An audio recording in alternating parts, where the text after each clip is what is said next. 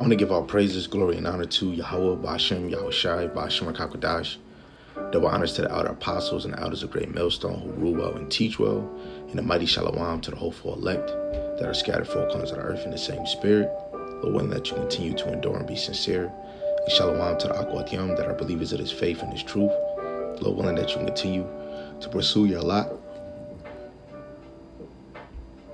which is being a loving and silent, virtuous wife. Lord, willing the Most have mercy on the other brothers and sisters that's not in the faith. You know, this is just a lesson that's going to encourage the believers, right? And I'm sure of it because wisdom is our weapon. You know, out of all weapons on the earth, if you love a gun, a knife, a sword, anything that you could think of a weapon, our number one weapon is the wisdom, right? The wisdom, knowledge, and understanding of Yahweh Bashem Yahushai. That is the number one thing helping us to break down the strongholds that are wrapped around our spirit and our mind, right? So this is Ecclesiastes chapter 9, verse 18 in the KJV. Wisdom is better than weapons of war, but one sinner destroyeth much good, right? The point is, weapon is better than weapons of war. And we know with Esau, you know, being, he was given the gift of the sword, right? His weapon, right, that he would choose is not wisdom. So you have to know the battle that we're fighting, right? We're fighting a battle against principalities, which even the principalities in the spirit on the left-hand side, but the principalities in the physical, their weapons are carnal. And this is why we have to hold near to the weapon that Yahweh Bashem Yahushai left us, which is the wisdom, knowledge, and understanding. This is how they broke us down, right? I'm going to go to Ecclesiastes, the 7th chapter, and I'm going to read verse 12. It says, "For wisdom is a defense, and money is a defense. But the excellence of knowledge is that wisdom giveth life to them that have it," right? The wisdom of Yahweh Bashem Yahushai gives us life, right? The same example is Yahushai, who he is life, he is the way, and he is the truth. And he gives us life, right? That life is the breath of life that was given to Adam, right? Let's get another example when you go to Revelations, the 11th chapter, the 11th verse. It says, and after 3 days and a half, 350 years, the spirit of life from God entered into them, and they stood upon their feet, and great fear fell upon them which saw them, right? And that was the spirit of life, right? The Rakah Kodash that was given to us by Yahweh Bashem Yahushai, right? So that really with this weapon, we're different than everyone, you know? The ones that have this breath of life, they're going to understand the Bible different than ones that don't, right? People that bump up against this truth and think that they know the Bible, but they don't, you know, the Rakah Kodash has to be given from Yahweh Bashem Yahushai, right? And it's our weapon, right? Let's go back to Ecclesiastes, the 9th chapter, but let's read verse 16. And it says, "Then said I, wisdom is better than strength. Nevertheless, the poor man's wisdom is despised, and his words are not heard," right? So wisdom is better than strength. All that workout that you put on the gym, which is nothing wrong with doing that, but all that workout that you put in the gym is nowhere near compared to the strength of wisdom, right? Let alone a poor man, right? He's despised for his words. That lines up with Sirach, the 13th chapter, right? Because a rich man will fall and everybody is there to help him out, right? But a poor man, they'll walk over him. Or a poor man, they'll speak about and point the finger, right? Wisdom is the key to our success, which is really in the spirit, right? So let's go back to Ecclesiastes 7 and let's read verse 19. And it says, "Wisdom strengtheneth the wise more than 10 mighty men which are in the city," right? So one wise person is stronger than 10 people that are citizens of a town, right? We're wiser than the leaders of a city, right? Wisdom, man. Wisdom. Wisdom of Solomon 9:6, when Solomon said, without thy wisdom, I am regarded as nothing, right? The wisdom of the Lord will make a dumb person eloquent, right? That's Wisdom of Solomon 10:21, right? Wisdom is a moving motion, right? And that wisdom is better to have than gold and silver, right? So let's go to 2 Corinthians chapter 10 in verse 4. In the KJV, it says, for the weapons of our warfare are not carnal, but mighty through God to the pulling down of strongholds. I'll read that in the NLT too.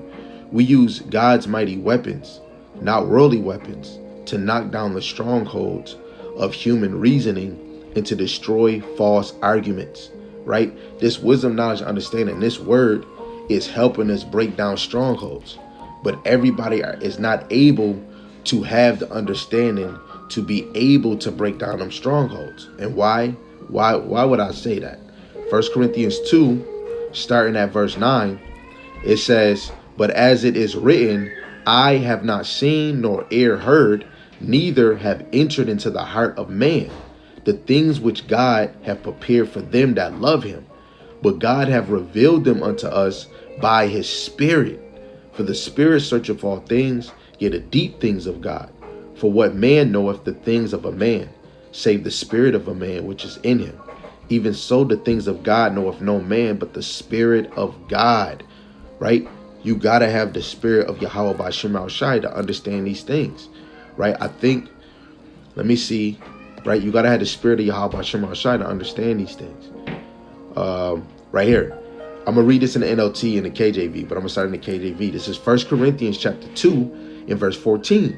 But the natural man receiveth not the things of the Spirit of God, for they are foolishness unto him. Neither can he know them, because they are spiritually discerned. In the NLT, but people who aren't spiritual can't receive these truths from God's Spirit. It all sounds foolish to them, and they cannot understand it. For only those who are spiritual can understand what the Spirit means, right? So for us to truly have that weapon of Yahweh Ba'Shem Al-Shai, we must have the Spirit of Yahweh Ba'Shem Al-Shai. Wisdom is helping us break all strongholds, because the wisdom is in the breakdown. Wisdom is in the prophecies. Wisdom is in the parables, right? Wisdom is in the dark sayings. Wisdom is in understanding the law, right? Wisdom is Yahweh Shai. Right, let me get a side precept. Wisdom of Solomon 9:9. Right, wisdom is the main, should be our main focus.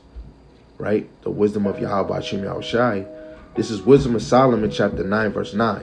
And wisdom was with thee, which knows thy works, and was present when thou made the world, and knew what was acceptable in thy sight, and right in thy commandments.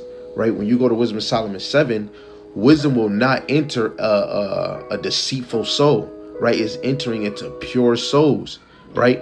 And guess what? Those pure souls are going to know what's acceptable in the sight of the Lord, right? You got the wisdom of the Lord, and you might slip because you're in the flesh. You might do something, but the wisdom of the Lord would tell you, man, I should have never did this. You were praying to the Lord, right? You might confess something to your brother. He might sharpen you. The Spirit might hit him, and that brother or that sister might bring out scriptures to encourage you, right? Or correct you, right? Rebuke you in something that you did wrong. In the Spirit, if you're fully connected, you're going to be converted. You're going to be changed, right?